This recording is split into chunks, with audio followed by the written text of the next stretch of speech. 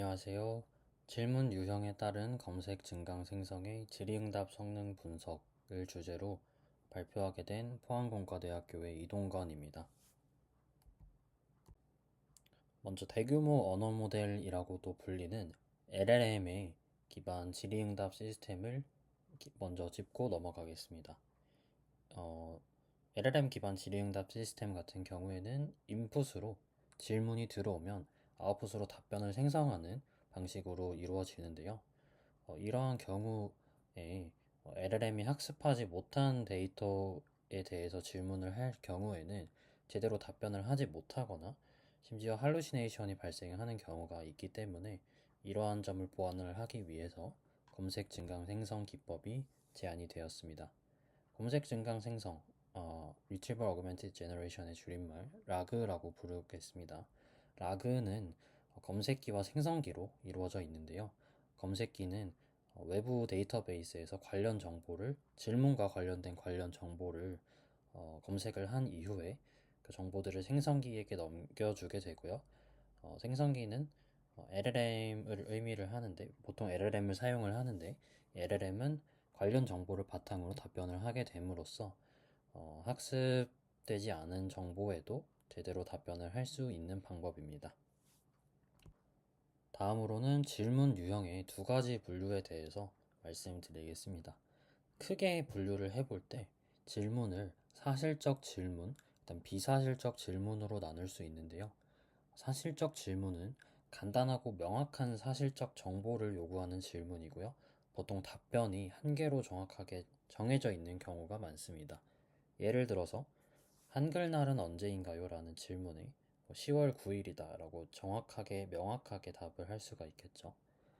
다음으로 오른쪽에 보시는 비사실적 질문은 사실적 질문에 비해 더 복잡하고 상세한 설명이나 추론을 요구하는 질문입니다. 예를 들어서 AI가 사회에 미치는 영향은 무엇인가요? 라는 질문은 뭔가 답변을 명확하게 하기가 어렵고 또 상세한 설명을 요구하는 질문이기 때문에 비사실적 질문으로 볼 수가 있겠습니다. 사실 사실적 질문과 비사실적 질문 이외에도 질의응답에 사용되는 또 한 가지 유형이 있는데요. 바로 비질문 유형입니다. 질문 형태가 아닌 문장인데 질의응답 시스템에 사용하는 그런 문장들이 있습니다. 예를 들어서 이곳은 대한민국의 수도이다. 이런 경우는 이제 질문의 형태가 아니죠. 하지만 이제 충분히 질의응답 시스템을 사용하는 사용자들이 쿼리로서 사용을 하는 문장이기 때문에 특별하게 질의응답 시스템에 한해서는 비질문 유형도 함께 사용이 될 수가 있겠습니다. 앞서 보셨던 비사실적 질문에는 세부적으로 보았을 때 6가지 유형이 있습니다. 6가지 유형을 빠르게 짚고 넘어가 보겠습니다. 먼저 토론 유형인데요. 토론은 말 그대로 질의응답 시스템을 상대로 토론을 하는 그런 질문이라고 보시면 됩니다. 뭐 예를 들어서 뭐뭐가 뭐뭐라고 생각하시나요?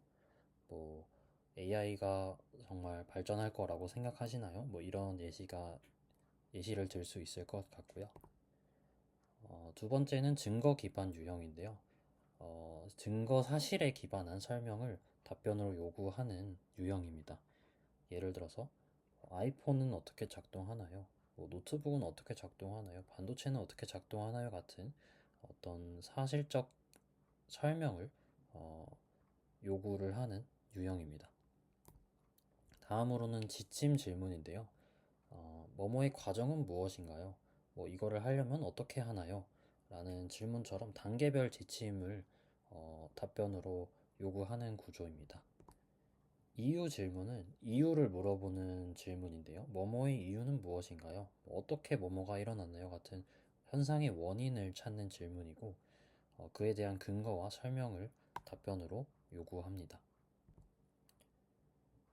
경험 유형 같은 경우에는 개인적 경험에 대해서 조언이나 추천을 구하는 질문이고요. 뭐뭐를 추천하시겠습니까? 이런 예시를 들 수 있겠습니다. 마지막인데요. 비교 유형 같은 경우에는 X와 Y, 어떤 여러 대상 간의 차이점과 유사점을 물어보는 질문이고요. 답변도 차이와 유사점을 나열을 해야 합니다.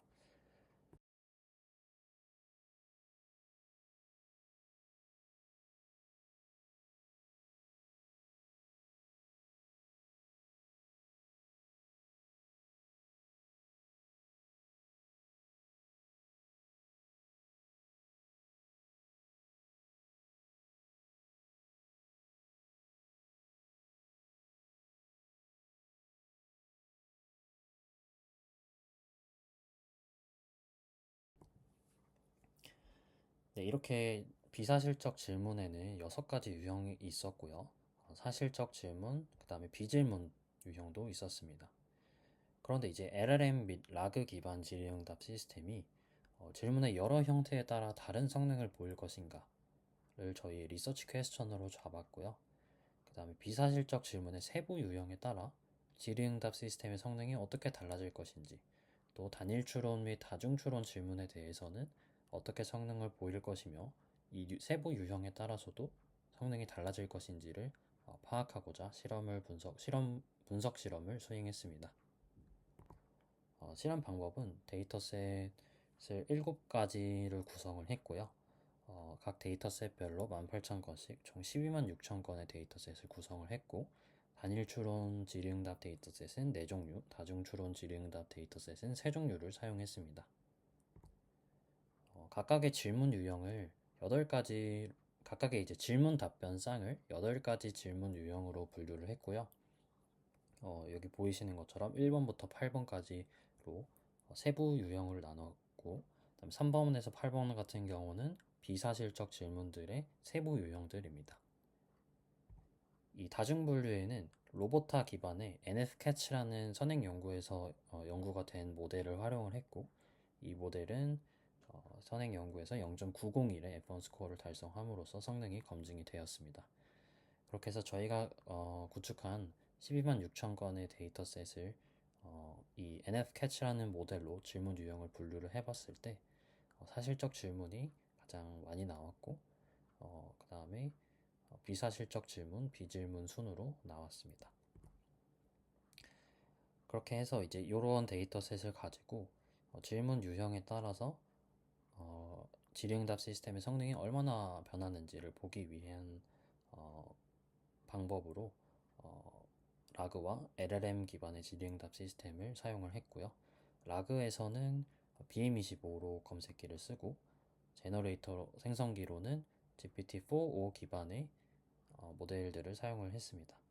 LLM도 마찬가지로 GPT-4o 기반의 모델을 사용을 합니다. 저희 본 논문에서는 GPT-4o 미니의 결과도 같이 나와 있는데, 여기서 시간상 4o의 결과만 함께 보겠습니다. 먼저 비질문 유형에서는 다른 질문 유형보다 월등하게 높은 성능이 나왔는데요. 이는 LLM이 디코더 기반의 LLM이 사전학습 때 수행하는 커저럴 랭귀지 모델링 방식과 유사한 데이터가 바로 비질문 유형의 데이터이기 때문인데요. 방금 아까 보셨던 것처럼 비질문 유형은 보통 어떤 빈칸이 뚫어져 있고, 그 빈칸을 다음에 나올 빈칸을 예측하는 그런 넥스트 토큰 프리딕션의 데이터 형식과 유사하기 때문에 아무래도 더 점수가 높지 않았나 싶습니다. 다음으로 사실적 질문은 답변 형태가 단답형이고 정답의 개수가 한 개이기 때문에 비사실적 질문에 비해서 명확하게 답변을 얻을 수 있습니다. 그래서 상대적으로 높은 성능을 보였습니다. 비사실적 질문은 반대로 답변이 명확하지 않거나 주관적인 해석이 필요한 경우가 많아서 사실적 질문에 비해 성능이 전반적으로 낮게 나타났습니다. 특히 토론, 이유, 경험과 같은 비사실적 질문 유형에서는 LLM과 라그 모두 상대적으로 낮은 성능을 보였으며, 이는 질문들이 명확한 정답이 없거나 복잡한 논리적 연결을 요구하기 때문으로 해석이 됩니다.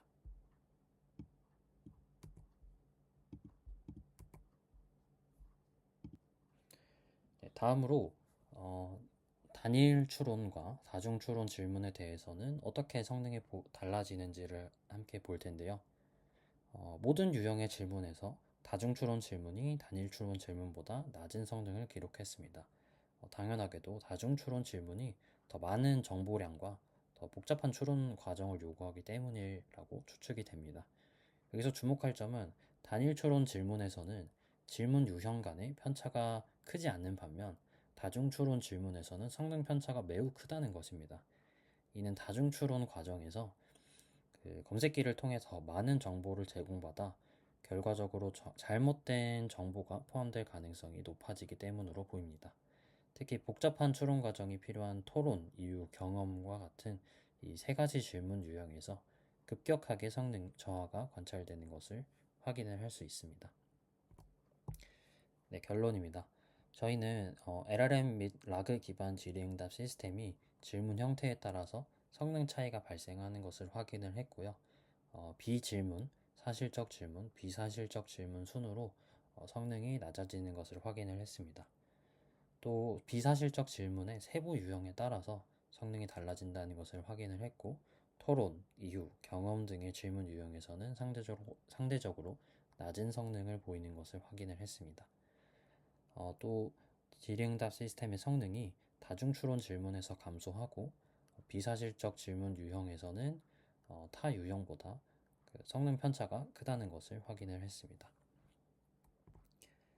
저희 연구의 한계점으로는 저희가 실험을 분석을 할 때 F1 스코어 같은 기존에 널리 사용되는 질의응답 평가 지표로 평가를 했는데요.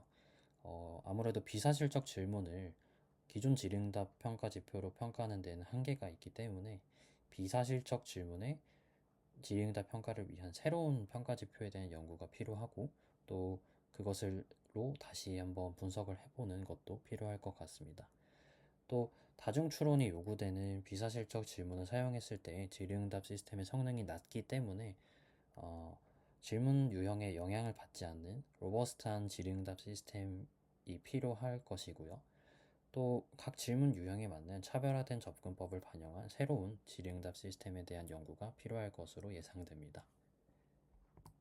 네, 지금까지 질문 유형에 따른 검색 증강 생성의 질의응답 성능 분석 발표였습니다.